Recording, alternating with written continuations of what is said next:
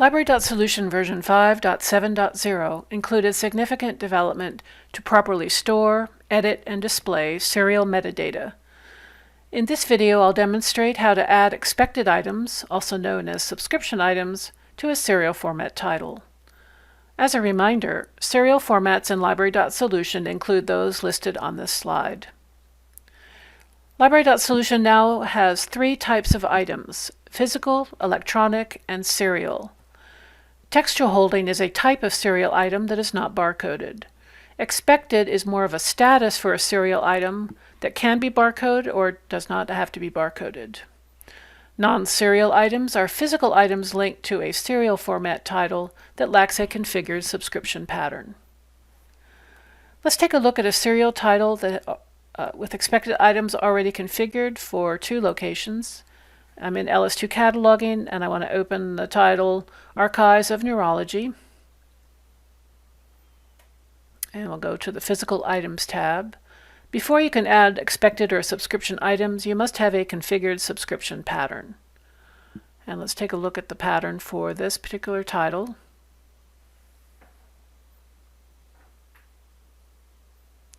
The frequency is monthly. You can see the chronology and numbering preview there.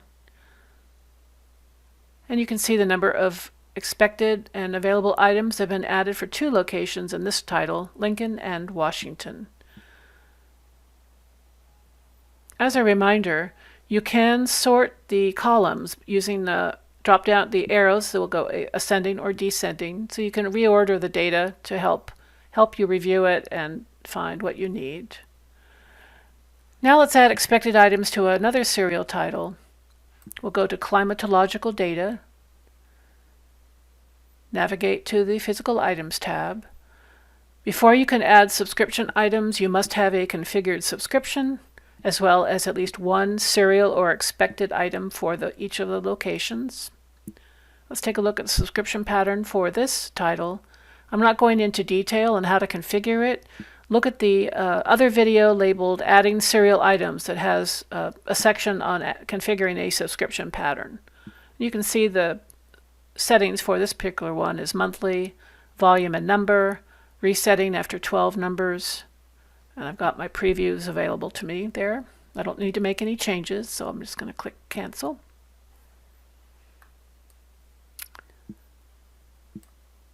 All right, you can see that I've got one serial item added for each location, so I can add new subscription items.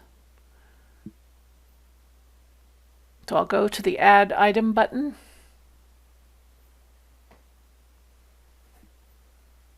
select it to see the drop-down menu, and select Add Subscription Items.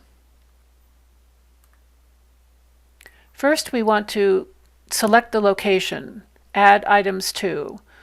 Any location that has at least one serial item configured will display in this drop-down. In this case, I'm going to select Lincoln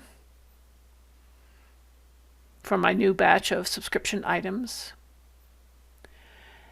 Based on my selection of Lincoln, the software knows the serial item, the chronology and numbering for that serial item for Lincoln, and displays that in the Add Items After field.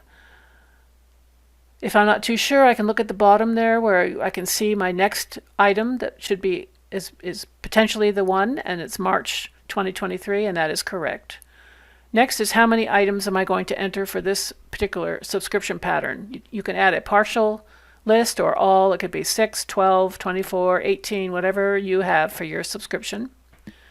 You have an option to select multiple subscriptions in case you are a library, in case you're a cataloger that catalogs for two libraries, or your library has purchased two subscriptions, two copies.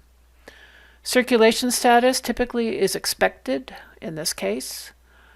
Next item expected is you can enter the data, month, day, and year, or you can select it from the calendar.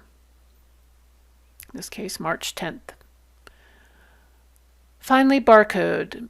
Expected items typically do not have a barcode, but you could certainly choose that option if you wish. You can scan them, barcode labels, or you can generate them automatically if you have that configured.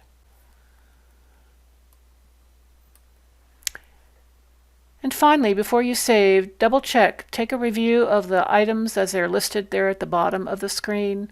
Chronology, numbering, location, owning collection, and your expected dates. If they're right, then you can go ahead and save. And you'll see the expected items display in the grid for Lincoln here. As a reminder, LS Community Catalogers Corner has additional resources for catalogers, documents, blog posts, and videos.